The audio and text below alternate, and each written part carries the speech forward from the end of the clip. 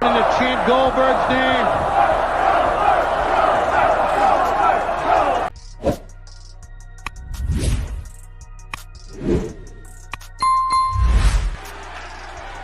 Tell me when I'm telling lies. Let me in.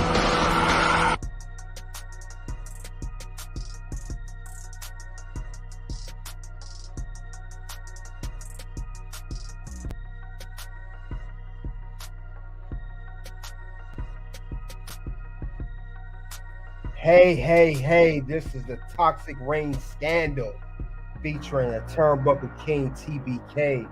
Got another good one for you guys today. We'll talk about another behind the match. This particular match, of course, is I consider one of the most real wrestling match in history when William Regal exposed Goldberg. What am I talking about? I am talking about the famous, underrated, but is the Goldberg versus William Regal match. This happened in 1998.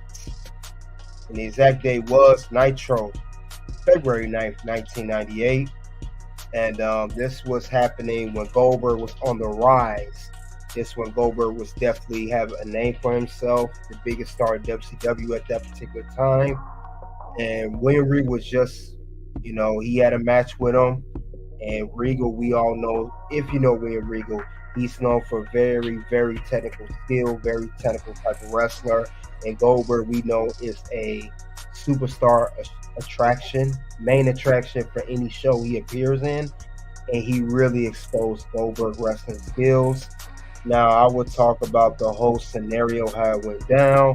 This was a real life thing. How Goldberg was originally supposed to, Goldberg was known for having quick matches, especially on his peak and his rise in WCW. However, William Regal decided to take matters to his own hands and make it a little bit longer and show his technical skills and also expose Goldberg for what kind of wrestler he really is. But definitely, we will talk about it. Get to see it in the locker room. And it's going to definitely be some dirty laundry being aired here tonight, the locker room. Let's see who came into the locker room before we begin. King Rude TV, salute to you. Thanks for coming out to the locker room, man. Appreciate your support. DDE, salute to you, man. Thanks for coming out. And as always, hit the like and subscribe button. Keep your notification bell on when I do lives talking about behind the match or relationships or a match that should have, could have, would have happened. Plenty of those topics that I do discuss here at the locker room. Now, like I said, I will explain more about this particular match. And when I do explain about this match, I will talk about the interviews regarding this match. It will be real, as they call it, shoot interviews from William Regal and also Goldberg, and also wrestling tag team guy from legendary Harlem Heat, that tag team with Booker T's older brother, Stevie Ray. He also did an interview about this match as well. But I will talk about the basis of this match. I talked a little bit about it already, but I will talk about some more. Now, the thing about this is, guys, this match was definitely underrated match. Many people do not talk about this match because we all talk about the finger poke of doom, which I can cover later on as well, and talk about others. But the thing about it is, we will talk about these particular two, Regal and Goldberg. Now, they said Goldberg holds a grudge, and it was a grudge against William Regal to this day. They said this caused bad blood. It was because of the singles match. This particular match on February 8th, 1998. This was 7 months into Goldberg's run in the company. Like I said, him being on the rise, being the top superstar at WCW. And the match saw Regal push Goldberg to his longest televised match to date at this particular time. And it also led to William Regal's subsequent firing from WCW. And they say Regal utilized his stiff style against the former defensive tackle, something that his lordship said was planned by the masked agent and not in an attempt to make Goldberg look bad. Quoted by William Regal, he said, "I did as I was told by a person in charge of that match." and this is what Regal explained on his Gentleman Villain podcast. I was thrown under the bus by the producer in charge of it. So they said that Goldberg, I know, felt some type of way too. He said that he think Regal was trying to bury him. And Regal also said there was a lack of communication, and he was referring to Eric Bischoff. It's just a whole bunch of scenarios regarding this match. But definitely, guys, we'll, like I said, pull this up, talk more about it. And William Regal did talk about on his Gentleman's Villain podcast. If you didn't know, he has a podcast. I don't know if he still puts content on it, but definitely something to look into. And these two still have bad blood to this day. I know even to when Goldberg came to WWE, when William Regal was there, I think they never mend fences or anything like that of sort. So it's wild though, guys. Definitely wild. Will say too, as well, that it's just one thing after another with WCW. We hear WCW is always some stories between these guys. Like I said, this was a very, very underrated match because it was so realistic. We had never seen Goldberg being highlighted of some sort of his talents or anything. We never saw how we were so quick to the use of the 5-minute matches and the power and the agility, and Goldberg, hitting a quick spear and a jackhammer, 1, 2, 3. We weren't used to him being, so to speak, challenged. He was challenged by Goldberg. He was challenged by William Regal. He was challenged by William Regal, and I think Goldberg just did not like that he was exposed like that, But other than that, guys, that's what it comes down to. And also, let's be honest here, Goldberg is not known for great wrestling skills. He's known for being a marquee name. He's known as, like I said before, as a main attraction for the show. And when he does, as we've seen this in history, even after William Regal, when Goldberg has to wrestle longer than 5 minutes, things could turn ugly. We're not going to get into the whole Goldberg versus The Undertaker at Super Showdown 2019, where he bossed the jackhammer and almost took Undertaker out by his business forever. So let's not, let's not forget about that. And also, I'm here on the X2. X, I will do a little bit here, cover the first 10-15 minutes or so. If you want to cover more, come to the Toxic Ring Scandal locker room here to check out the rest. CUS came to the locker room. CeeLo Myers. JT Money. This is about Goldberg versus William Regal. Please keep the religious stuff to yourself. That's a warning. If you do keep doing that, you will get a very, very, very nice greeting out of here. And I mean one of these if you keep it up. A head warning. Very head warning. Bye-bye, bitch. Bye-bye, bitch.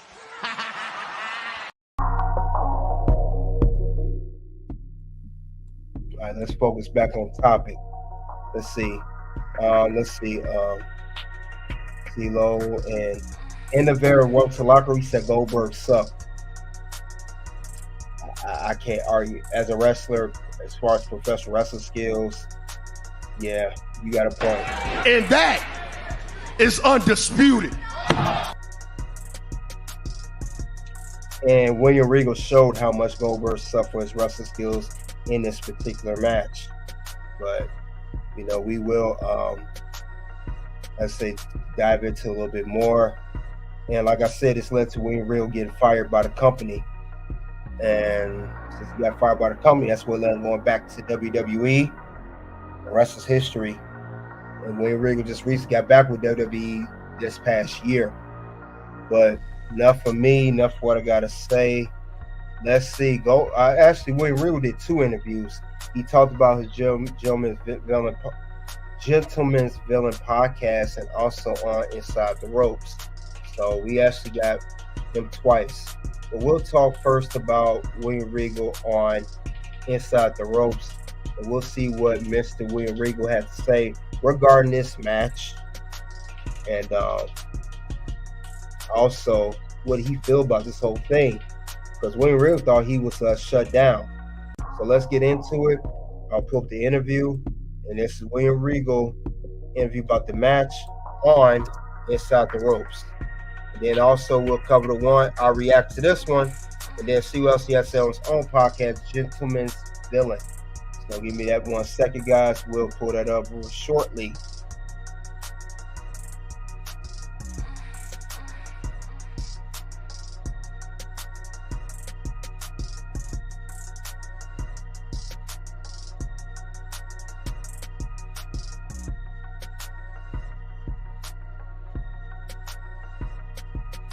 The incident with you and Goldberg on Nitro back in 1998 and Eric Bischoff reading comments about it. Do you look back on that and kind of think that's what happened, that was the situation? No. How do you look back on that? Kenny, if you go and find anything about it, you'll never see me change my side of the story of that. I've done interview after interview of it. I've left out always. There's a key part to this that could solve all this, and that is the agent, the producer who did that, who was part of that match. And if you listen to my side of it, I was told exactly what to do. Somehow Bill was there, and Bill has somehow forgot that. I was told to go out and have the match that I had, and for the time that I had, and I tried to have a match, and Bill froze up. And now Bill obviously doesn't want to admit I like Bill, right? And I've got nothing. So Regal already saying that Goldberg froze, and it showed that in this match. I mean, look how stiff he was. Chant Goldberg's name.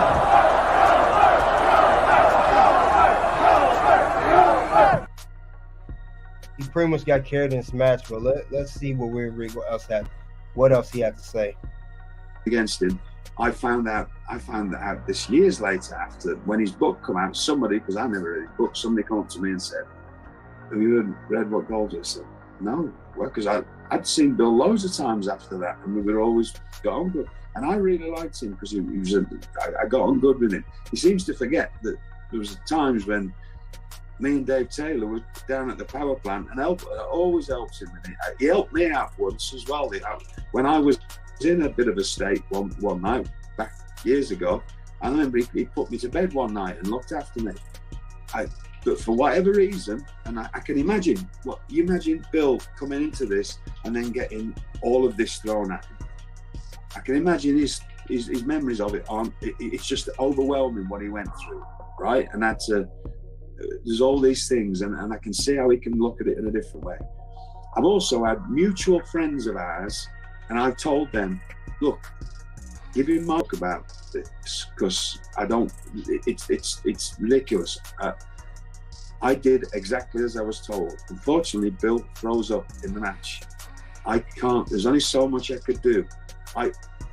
The one mistake that I made was not going home early, because he had never had more than a 90-second match, right? And I was told I think it was 6 minutes, and it was 6 minutes. I don't know if we quite made it to 6 minutes. I was told to have a competitive match. The reason I know this is 1998.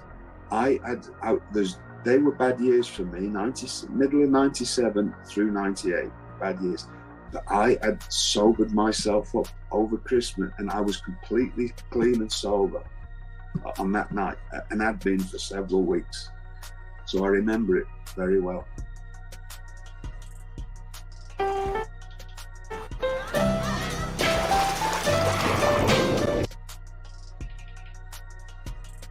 And then we come out, and there was a lack of communication a lot of the times in WCW.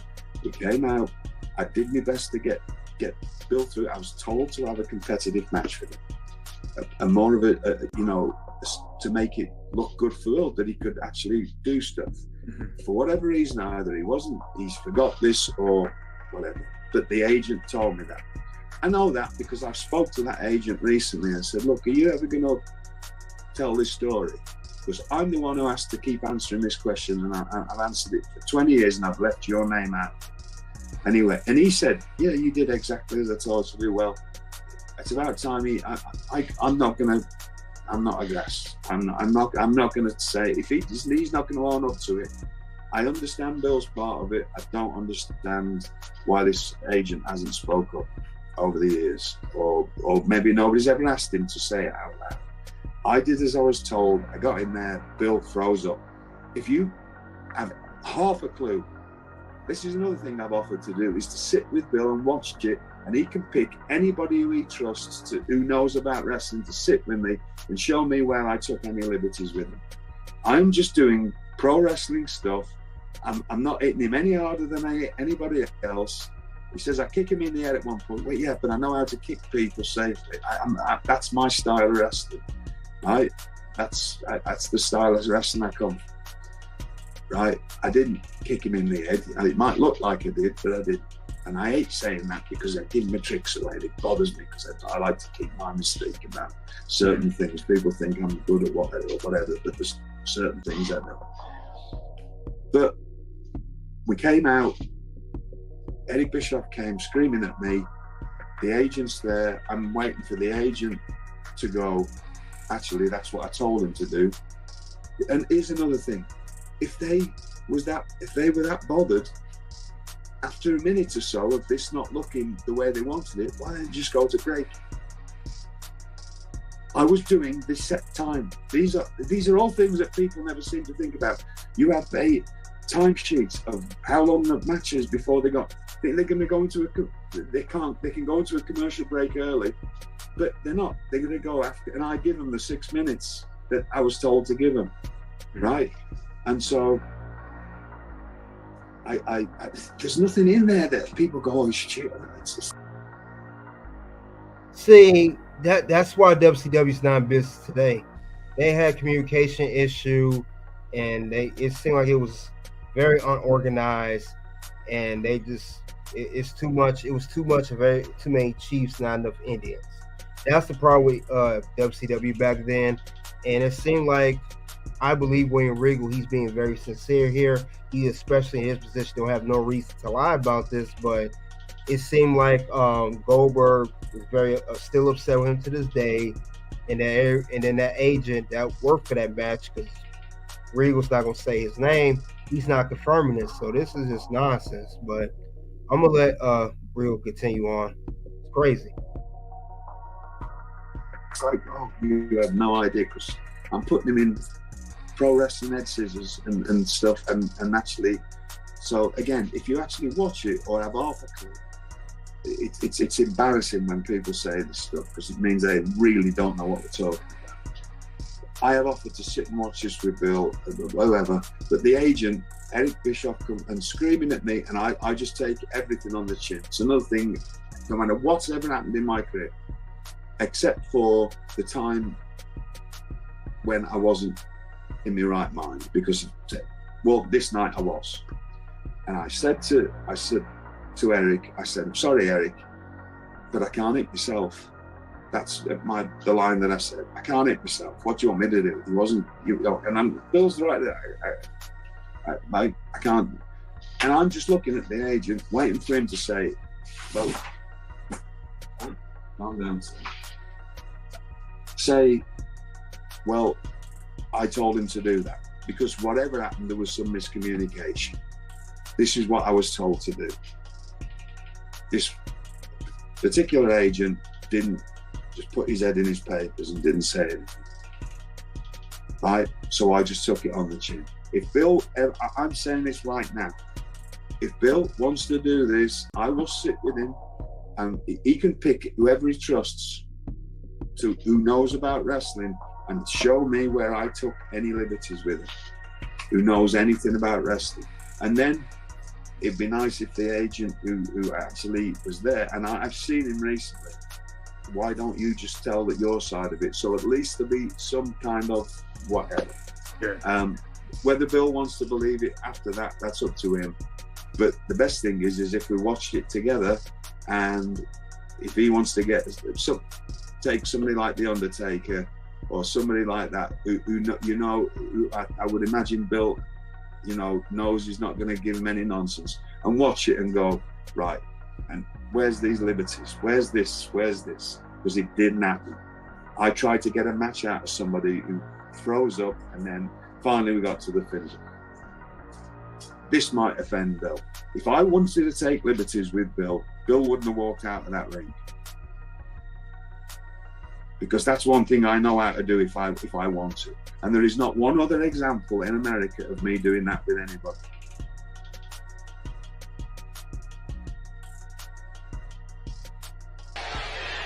Tell me you did not just say that.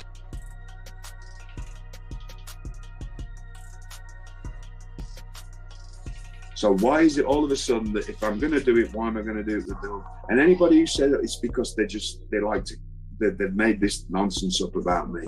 You never hear me saying that. I don't claim I'm anything, but I certainly know I could have messed him about something fierce if I'd have wanted to. Go back and watch it, and you'll see me trying to put him in head scissors and put him in, and he's just not doing anything. So I'm having to. But I can't. That's what I do. I hit people hard in safe places. There's nothing dangerous, there's nothing, and that's it.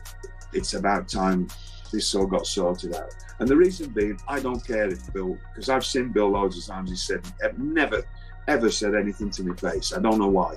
So he goes, he blows off about this, and he never says anything to me when the times we've been in each other's presence, which haven't been a lot. But there were plenty of times after that for a few, because I went back to WCW, don't forget, a year later, 1999, and I saw him quite a bit. Never said a word about it.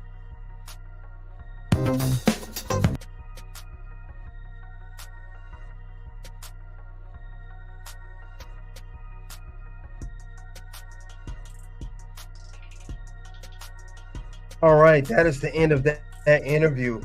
That is William Regal, talking about the match of himself versus Goldberg in 1998. Now, for William Regal's side of the story, William Regal said that he was just told what his agent told him to do before he went out in that particular match. We don't know what the agent name is. That name is undisclosed. It's not disclosed. So, and he said that after doing what he was instructed to do, was put on a match. Like he said, Goldberg froze up. He said that he made him. They made Regal, according to people in WCW, he made Goldberg look stiff.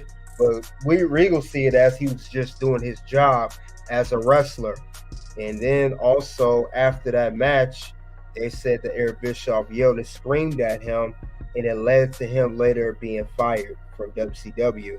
But that's crazy that he said there was a lot of communication with Eric Bischoff. Me personally, I believe that Regal had intentions on making it way longer than a 90-second match as instructed to do. Even if he was instructed to do it, he wanted to make it longer because we know Goldberg was not known for wrestling skills. Also, on top of that, not only that, WCW probably was tired of Regal at that point because he just came back from a 7-week suspension. When he came back in that match against Goldberg on February 9th, it was also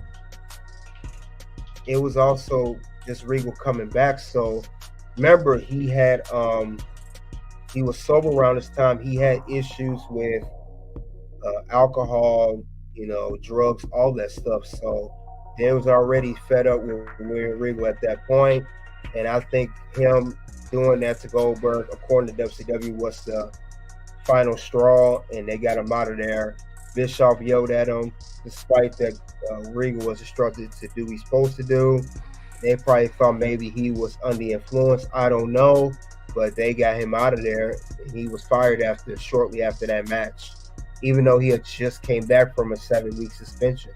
So, like I said, that's one interview that William Regal did talk about this match, and he said he has no ill will towards Goldberg. He said he wished he could discuss this matter with Goldberg face to face. He said he's seen Goldberg, like I said earlier, in WWE in plenty of times, and he never addressed the issue to William Regal. That showed me how much of a chump Goldberg is. He didn't do that. But thing about it is, like I said before, do you guys believe William Regal based account what he said in this one particular interview with Inside the Ropes? I believe him. Like I said before, William Regal has no reason to lie, but he did have another interview, and this was on his podcast that I stated earlier, the Gentleman Villain podcast. Like I said, this interview was a while back. It was a year ago that this was on that he put this interview out. So we'll discuss that, and we'll see what the whole issue is. Let's see if there's anything maybe left out that I missed from that he didn't say in the other interview with Inside the Ropes, just to confirm, see what else Mr. Regal has to say regarding this whole matter. So with that being said, I will pull this up right now, and this time will be William Regal talking about the match again, but this on his own podcast this time. So give me 1 second, I'll get that up.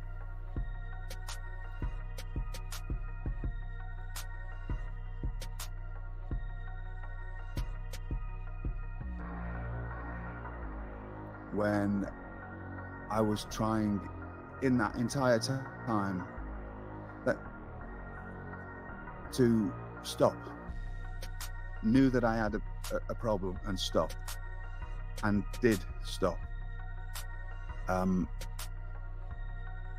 One of those times, which is why when we finally get to talking about this, which is the Bill Goldberg match, I remember very, very well, because for 7 weeks prior to that, I had gone cold turkey on all the drugs. And so I remember that night very well. Unfortunately, which is again is another show, after that match, because I'll say this much, I did as I was told by the person in charge of that match. This has all got twisted. Bill's got a different views for the Goldberg match. Yes, sir. I felt like I got thrown under the bus by the producer in charge of it. That's his story to tell. I have told this story again. This is going to be another podcast. I have told this story. You can find the same story from me over and over and over again, and it never changes. And I have yet to name that person. If he would open up and admit to his part in that, you would see my side of it very differently. Because I spoke to him recently and said, look, I think it's about time that you actually own, it's not owning up to it, but you said that you were part of this story, because I've never dropped your name in it. Because that's the kind of person I am. I take things on the chin, right? I got fired from WCW a week after, the night of the Bill Goldberg situation, because I wasn't mad at Bill in any way. I wasn't mad at Eric in any way. I was mad at the person who was the producer who didn't own up to his bit of it.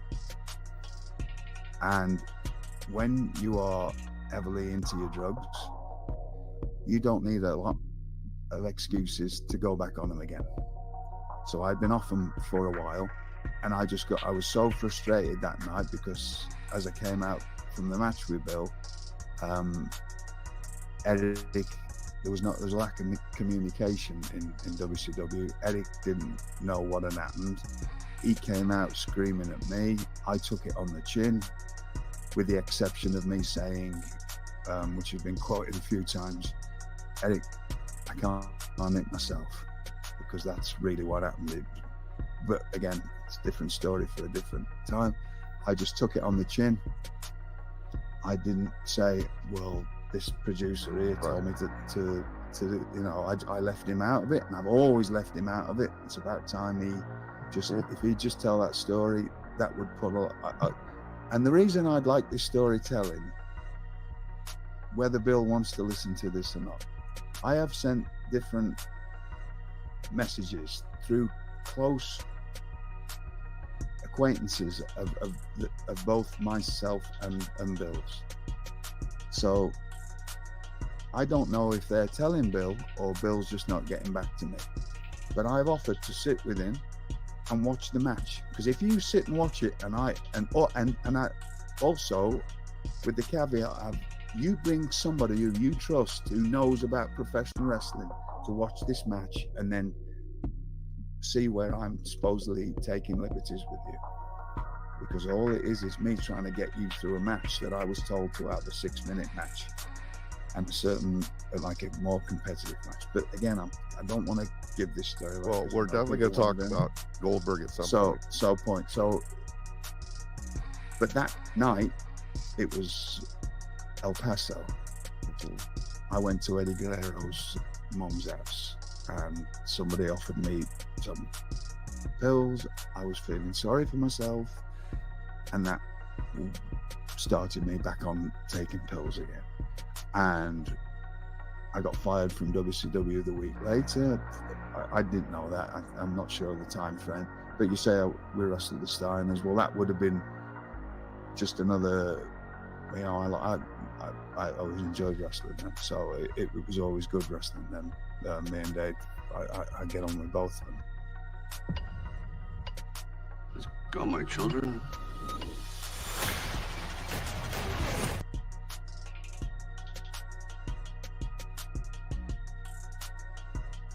All right, that is William Regal referring to this match again on his podcast, Gentleman's Villain, or Gentleman's Villain. I think it's Gentleman Villain, however you want to call it. For some reason, they said that the particular person, the producer of that match that he won't reveal, I know a particular time in WCW, these were the producers online from my research. It was one of these men. It could have been the late Dusty Rhodes. It could have been Kevin Sullivan. It could have been Paul Orndorff, Pedro Morales, or Ted DiBiase.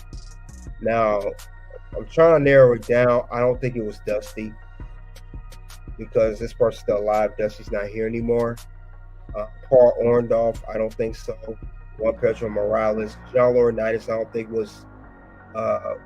think he was backstage at this particular time. He did come from WCW, but I don't think he's around this time. I think it was Kevin Sullivan, and I think Kevin Sullivan was the one who instructed Regal to go out there. For some reason, he didn't want to put his name out there. But Kevin Sullivan, I believe, is the one who was the agent producer of this match and told Regal, what to do. Allegedly, keyword allegedly, let me add that in there. I think he told Regal what to do, and I believe that's what led to this match going south.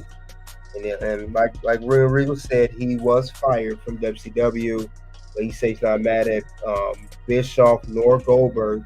He's mad. I think this particular person, I think Kevin Sullivan is the guy behind it. I believe he was the culprit that was in charge of the whole match. Because Kevin Sullivan was known for being in WCW for a decent amount of time. I know he did a lot of storylines and producing. I mean, like top guys as far as that concerned for WCW. I believe it was Kevin Sullivan. It's not confirmed, like I said, allegedly. They just don't want to reveal his name for whatever reason. Maybe it was an NDA. Maybe it was an NDA that Regal signed back in the day when he was fired. He's not allowed to say his name due to legal purposes, but I believe Kevin Sullivan was the one behind it. So I believe Goldberg. Like I said, I believe him regarding this whole thing. But I will say we're going to hear Goldberg's side of the story. Goldberg did an interview. I think it was with Jim Ross. I think it was either Jim Ross or on Stone Cold's podcast. Somebody's podcast he went on. I know Goldberg went on there, and he was not too pleased with Mr. William Regal. So with that being said, I will pull that interview up very, very shortly, and we'll see what the whole deal is regarding this, and see what led to what does Goldberg think of this situation. So with that being said, let's get that going. We will talk about Bill Goldberg talking about the match between himself and William Regal back in February 9th, 1998. So let's get there.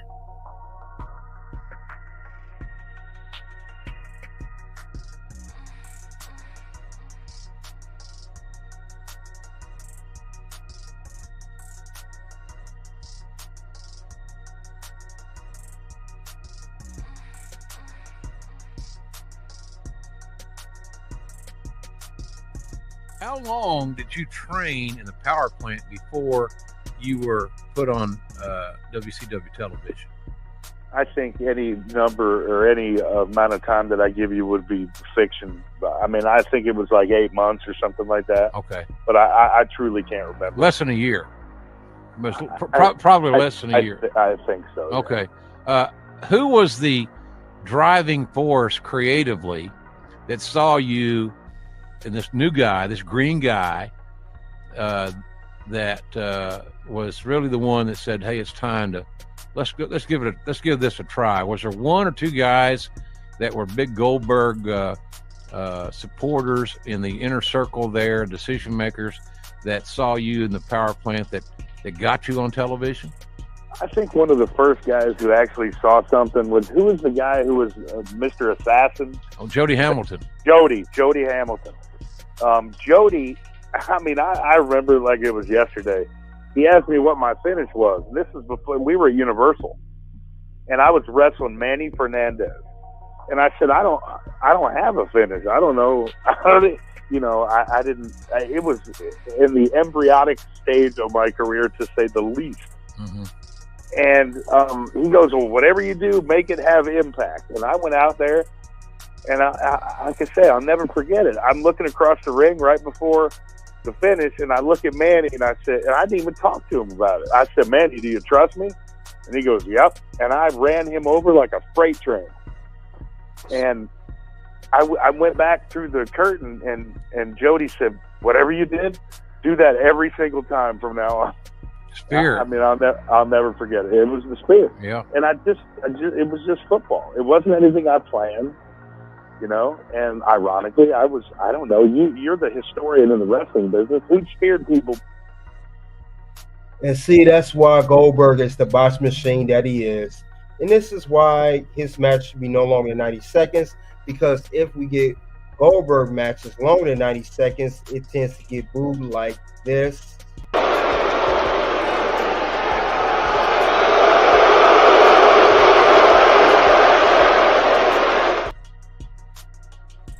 All right, let's continue on.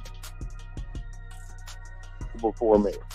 You know, I don't know. I don't know if I'd ever seen it. But it wasn't something that I consciously did. Right. Yeah. I think that here's the thing. You didn't overthink it. It made sense. It was logical. It fit your background.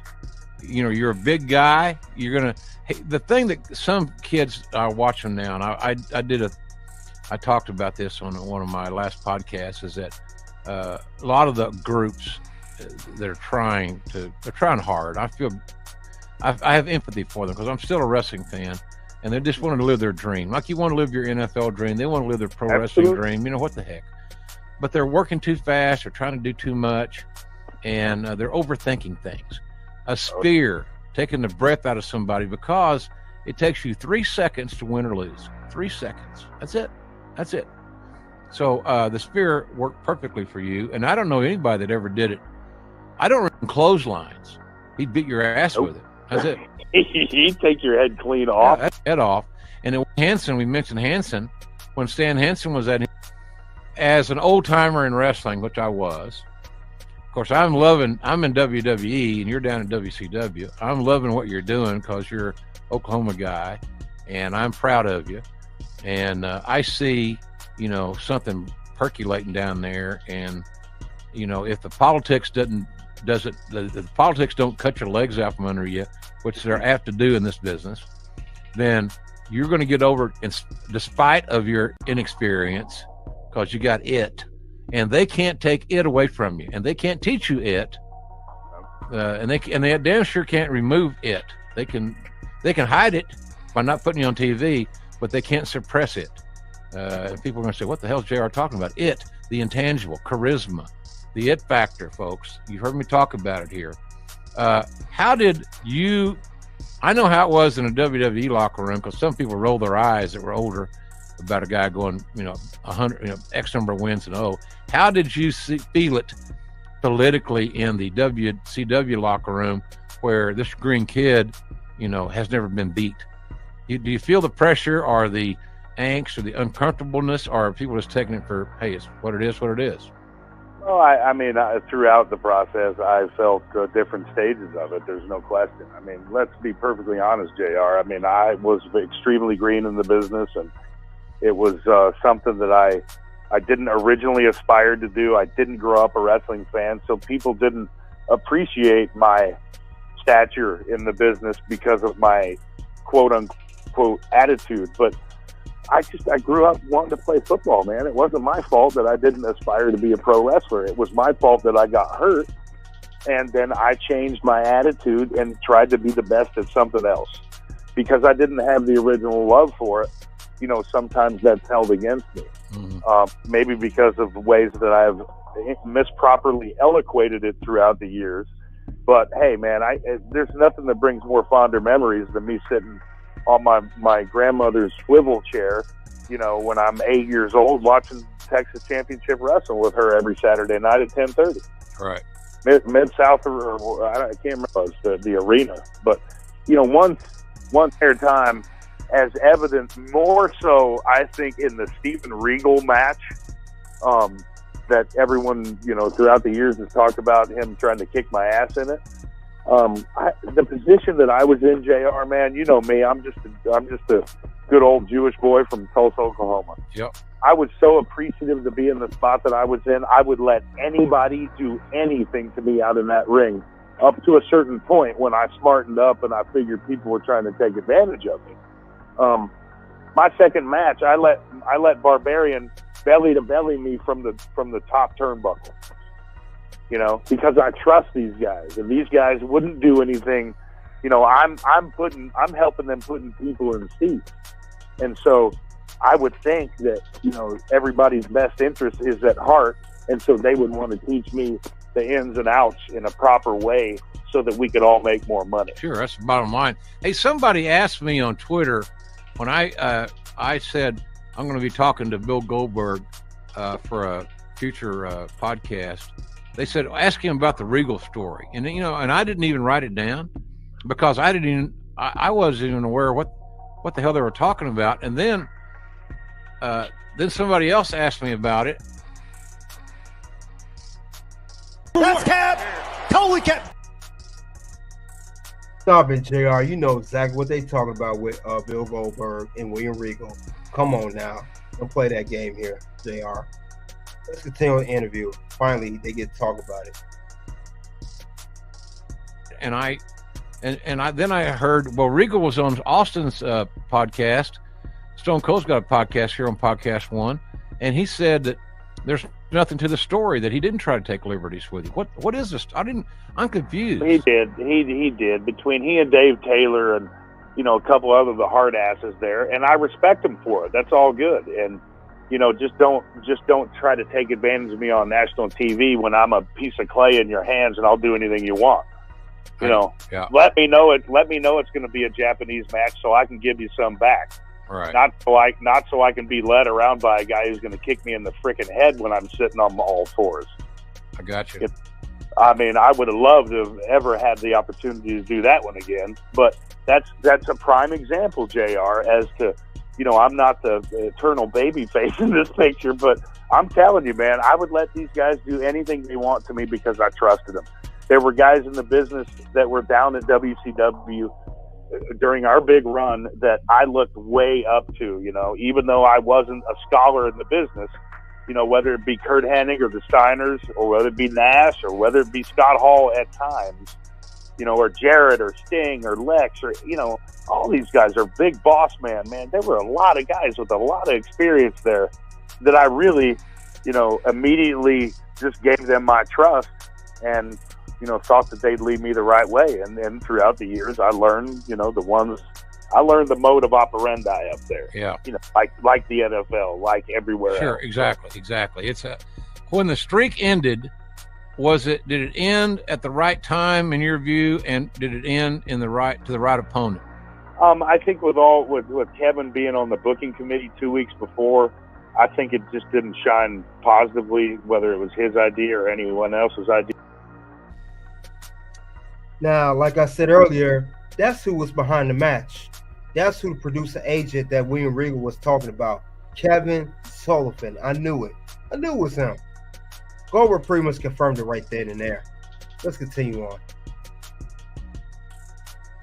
Or whether it was time or not, I don't know if his promotion to that position boded well for the future of how people look back on it. But hey, man, I'm a talent. I don't book shows. I don't make those decisions. I just give 1,000% at what they tell me to do.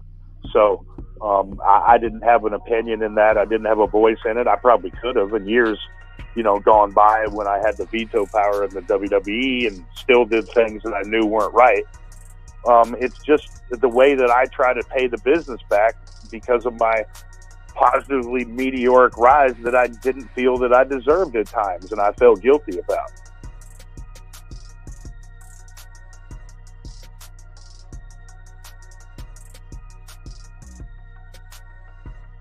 Okay, that is Goldberg talking about his side of the story regarding the William Regal match. Now Goldberg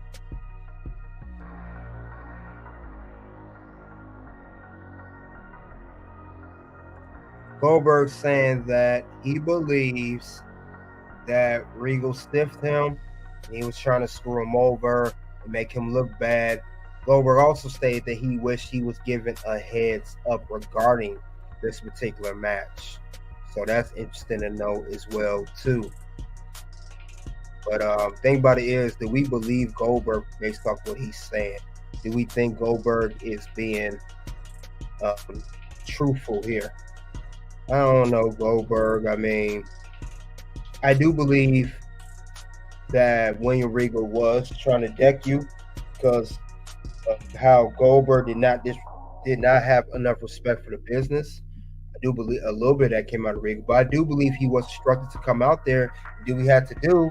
And like I stated, I believe Kevin Sullivan was the producer behind in this match. I think it was Kevin Sullivan the whole time.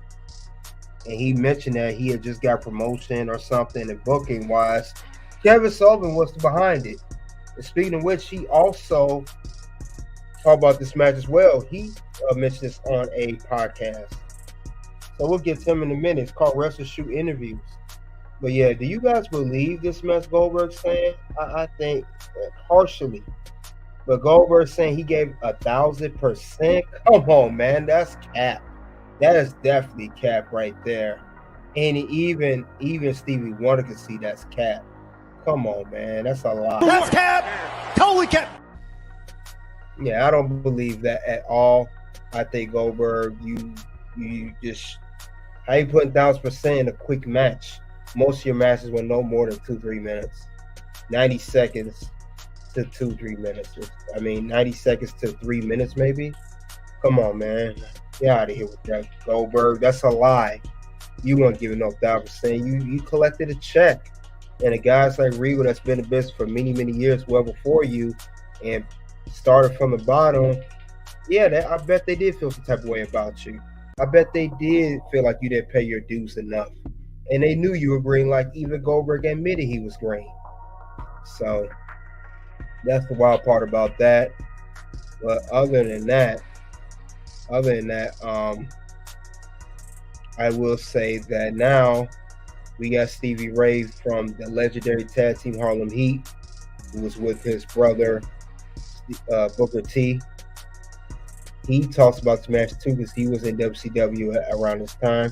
So now we're going to get him to speak about the match. So we'll get that up in a second, and we'll see what Stevie Ray had to say regarding this whole endeavor.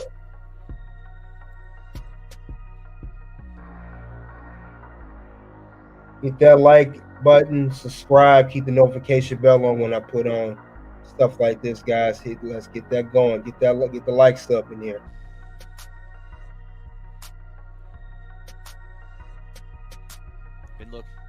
forward to talking to you about. Sure you have. This regards WCW as well. And there are many marks out there, you know who you are, who believe that William Regal, was fired from WCW for embarrassing Goldberg in a match. Now, you were there. Yes, I was there. What actually happened? He embarrassed Goldberg in a match. Okay. Yes. And that was the reason why he was fired? As far as you can tell? I think so. You think so? Yes. No other reason? Well, yeah. Yeah.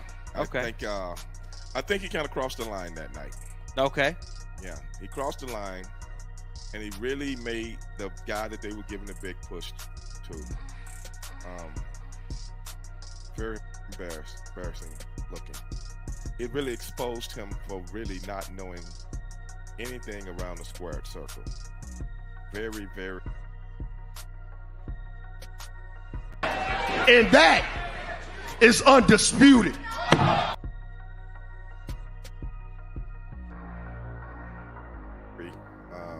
Because Regal ran circles around Goldberg. Oh, yeah. Oh, yeah. And Goldberg was going out there killing guys in 45 seconds. And the thing is, we all knew he was going to do it. So he told you, he told the locker room this was going to happen. Didn't have to. Okay. We know Regal. Regal is not going to lay down for nobody. Regal is one of these Blackpool, England, going in the alley, knuckle fighting guys. Mm-hmm. That's Regal. He's a real man. Even though he was suspended once for an incident that did happen on an airplane. Oh, really? Yeah, he was suspended for that. And what happened there? Was he putting people in wrist locks as well? No, he got arrested. He was arrested. Okay. So he was suspended for a while. For too much apple juice? Well, perhaps. What do you know about that anyway? Well, I love apple juice. Yeah, sure you do. Yeah. Yeah. Sure you do. Yeah. You know what this is another thing. Yeah. On Stand Up for Greatness. Yes. There will be no more apple juice on the set. Fair enough. No more apple juice. I'll switch to water. No. Stevie Ray playing with that host. Yep, apple juice, you guys, means brown for alcohol. So he's Stevie Ray funny though. Let's continue on. I know that's a side note. I don't even want water on the set. I don't want any liquids on the set. Nothing. So, okay. And water means clear liquor, for those you don't know.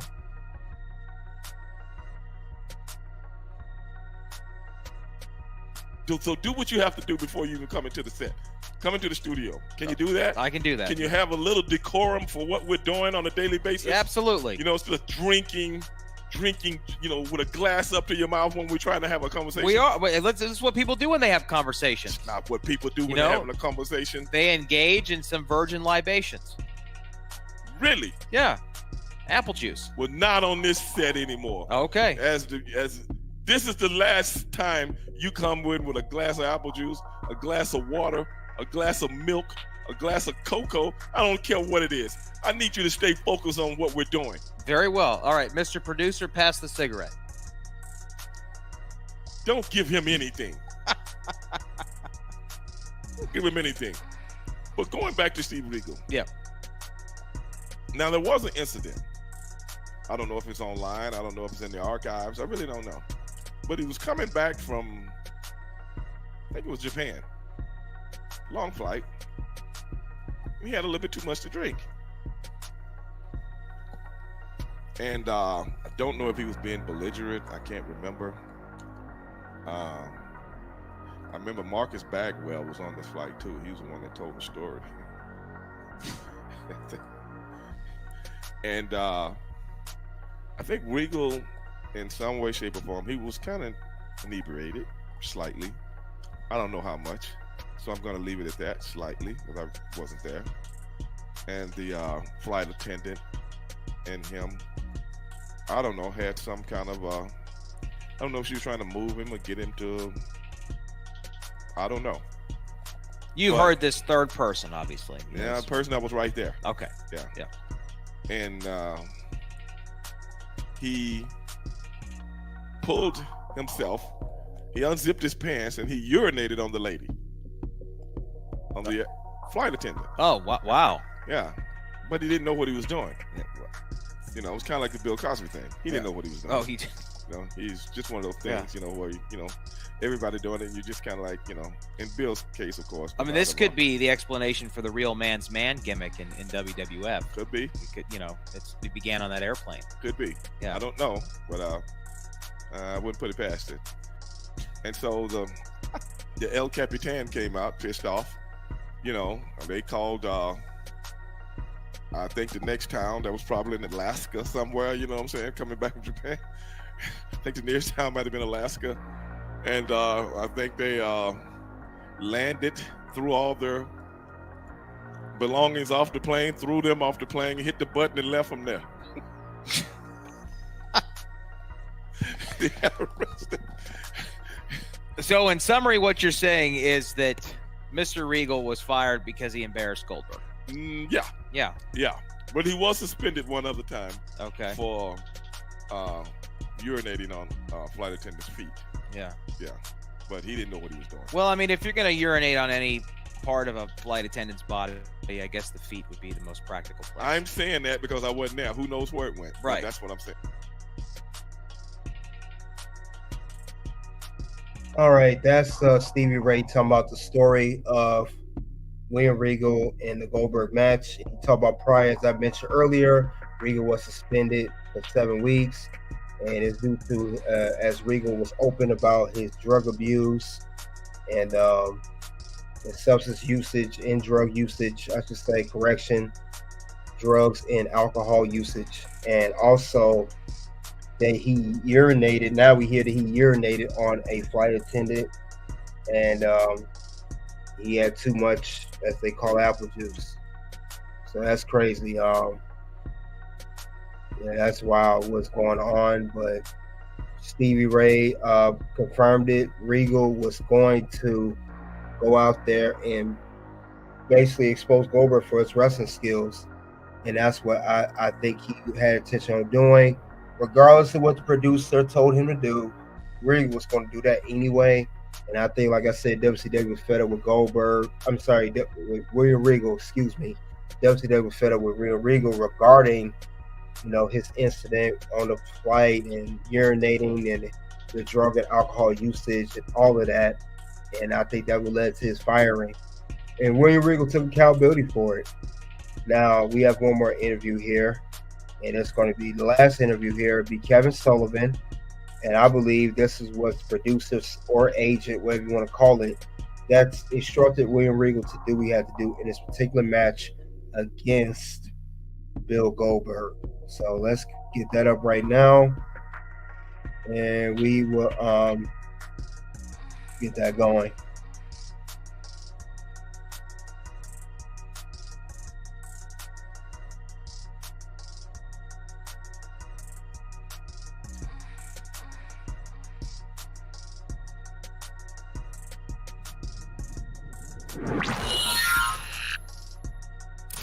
And someone's asked me this as well, Lord Stephen Regal, but someone asks if you were the agent for the Regal-Goldberg match. No. I was booking that. I think Mike Graham might have been the agent. Now, I don't think that Regal went out of his way, what a lot of people do, think that to bury Bill. I actually think it was supposed to be a competitive match, but I don't think that Bill, it was our fault for booking that, and mine in particular. Bill wasn't ready to be in the ring with a performer like Regal. So the mistake falls to the coaching staff. Regal, who all of us have an ego, wasn't going to go out there because he spent a lot of time training to be a pro wrestler. He had his heart and soul into it. I mean, he had done the Inoki match. Remember that one? Mm. Did he do the wrong thing? Absolutely not. Could he have cut the match shorter when he saw the thing wasn't going well as it should have? Well, he was given the time to go. And I don't blame Regal at all. I blame us for putting Bill in there with Regal. And it was just all our fault. It had nothing to do with Regal. No.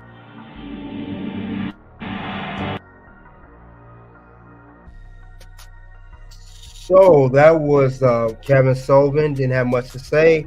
He said he'll blame Regal for going out there and performing the way he did. He do believe that maybe the match could have been cut short. Also on WCW's end, as William Regal stated, it was a lack of communication regarding Eric Bischoff, who yelled at him. He said that match shouldn't have happened between those two because it just was not. We saw how it ended. It wasn't a good scenario. So I will say that because look, he was very technical in this match. And chant Goldberg's name.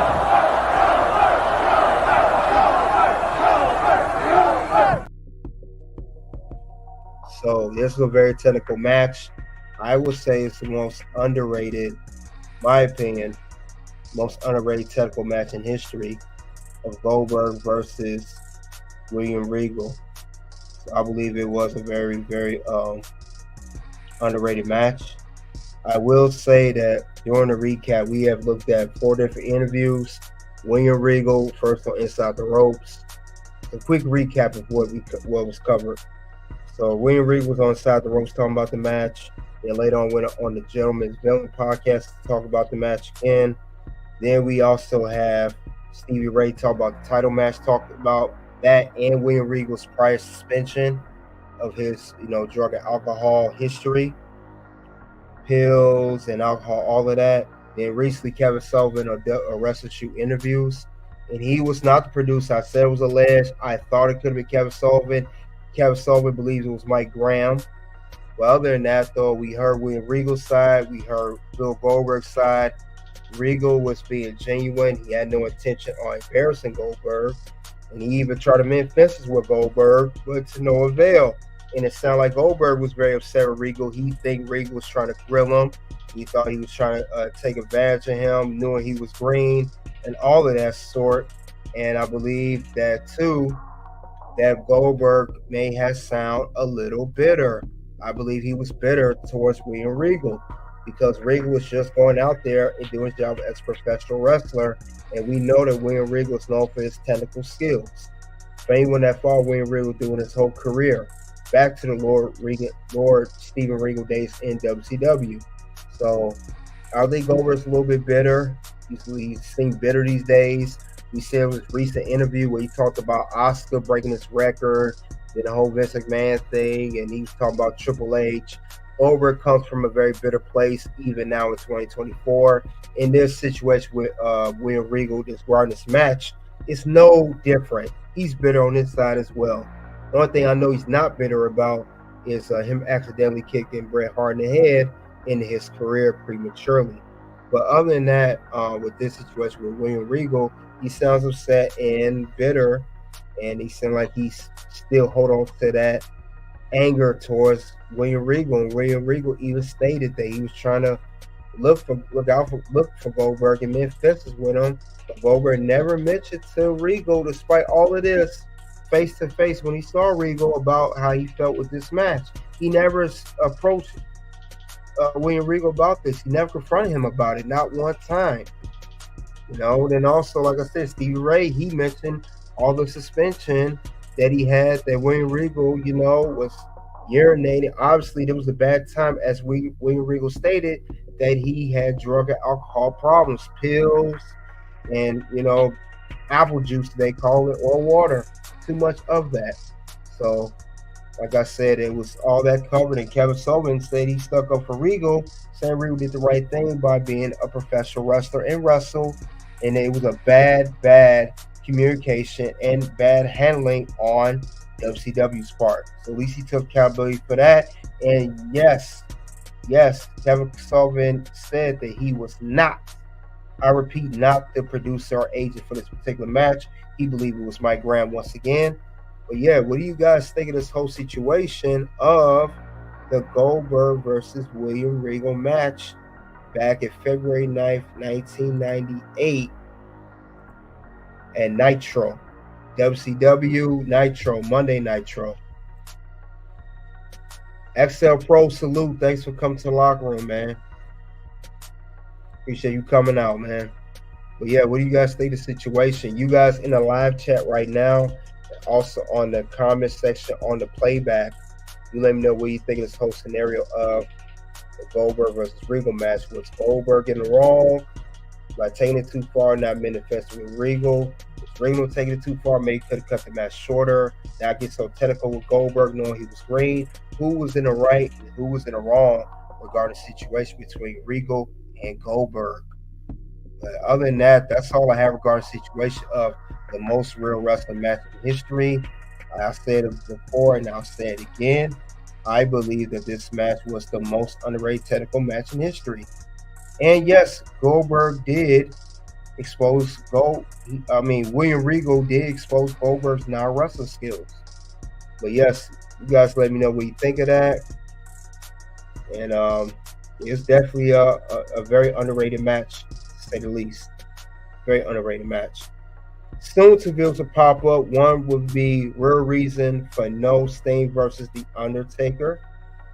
Next video will be Real Reason for No Flair versus Hogan at WrestleMania. Thank you all for coming out. Thank you for your support. And we are talking about here when William Regal exposed Goldberg, the most underrated match, technical match in history. Until then, it is O-U-T.